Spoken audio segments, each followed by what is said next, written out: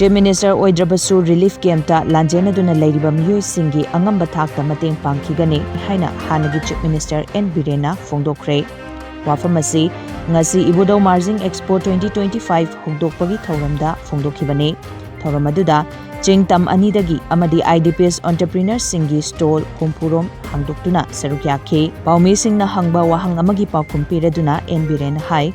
Manipurda President's rule matau karamna lakhibano haibasi miyamna hena khangnaraba wafamne miyamnasu kanana kari thabak tawri amadi achum arana karino haiba hena khanglabani. President rule thambagi mahutta miyamna pamba popular government ama thampham thoi haibasi haubadagi hauna haiduna lakli haike. Praja miyam da ina haining basi who's who ina khara ngang matam da loin ngang da bapul kanano x sina x tawine ye tawi b sina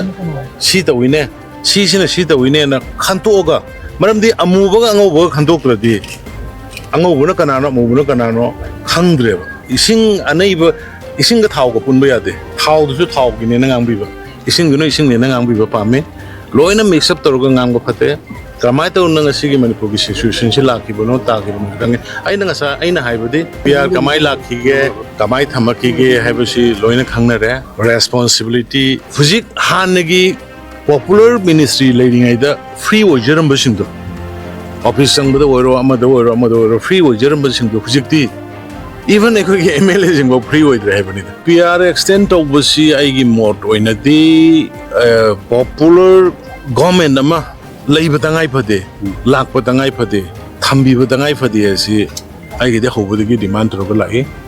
adu situation na yada bodagi ai resign to hun gi bani to hun gi noi khangi to ngai adu bu hujik ai gi motadi praja sing si wai adu leiba situation is the popular ministry ma leiraga praja singa interest thamakanda awat patana rakanda salhani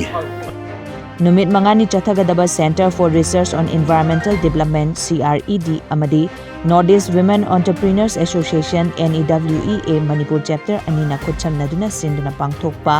ibudau marjing expo 2025 hugdokpagi thauram aduda Central Government ki Ministry of MSME ki Assistant Director Grade 1 Manoj Sharma amadi ibudau marjing khubam kanbaluk hingang ki President Nauribam Juginna maru oiba miyoi sing oina saruk yakhe thauram gi ahobada lamdam asigi entrepreneur sing na puthokpa pothok sing ahanba oina utke thauram aduda athoiba mitunglen oikiba N Biren haikibada Manipur gi leibak lehauda puthokpa pothok sing mapalangi miyamna su pamnei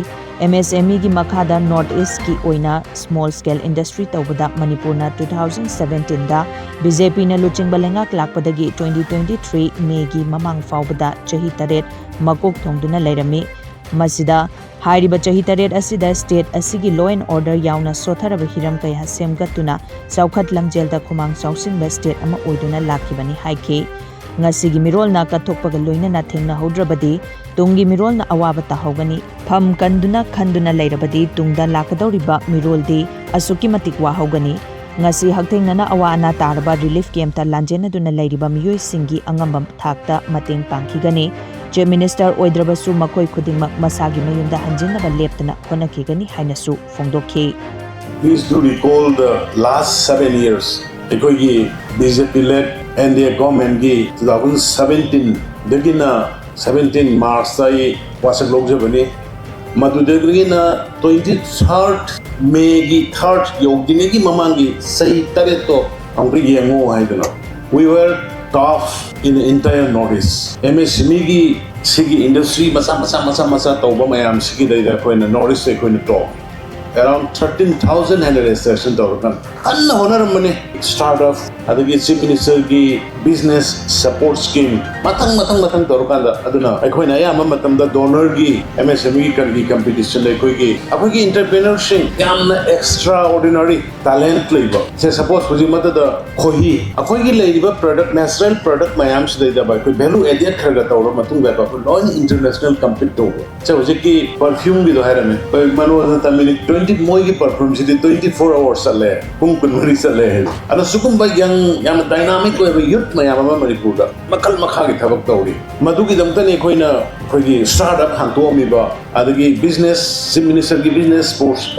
support scheme ga na hang to mi ba one family one livelihood and hang to mi ba tawri me as aduna 7 years in the Manipur si we were rising like anything every field in law and order to some we don't get matama pung ta het mang gi ba sorok ta mission ba ya pon free khaw ga paisa khara ha ba sa kar de halakra di mados hana kano magi kulang na din adu gumba situation ne be koina le mi adagi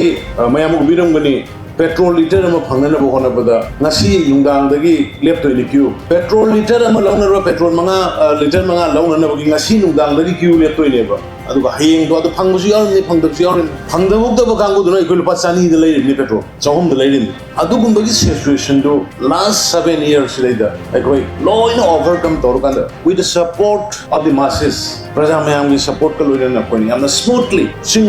Singgi sinlaw singda anova inotama go to hills na pi anova inotama go to village na pi karigi go to hills no karigi go to village no office la aga unajaba ngamjaba taina jaba ngamjaba mayam do village da puthar ga sasan tawhan ba ngasi huji PR leire ne secretary sangbo yaribu ka sangba disi unang ngambra chief secretary unang ngambra few kharagi wane ba but adugi governance so people's governance na koina ulami do go to the hills go to the village doorstep delivery mai magi lekai da kari machi am phangdaba gas am phangdaba doctor gi adu gi phangdaba mayam punamuk to ai kondhong da ne layeng halambi do ai kondhong da ne ba piram mi mayam good governance is adu ko yes live TV ni thar mere gi thoi go to go adu ko masi ti ai khoi si da thar me da sahi ani ge manga thoki habni everywhere there was assam da tori mata piram ni thousands of acres illegal immigrants in a captured or occupied or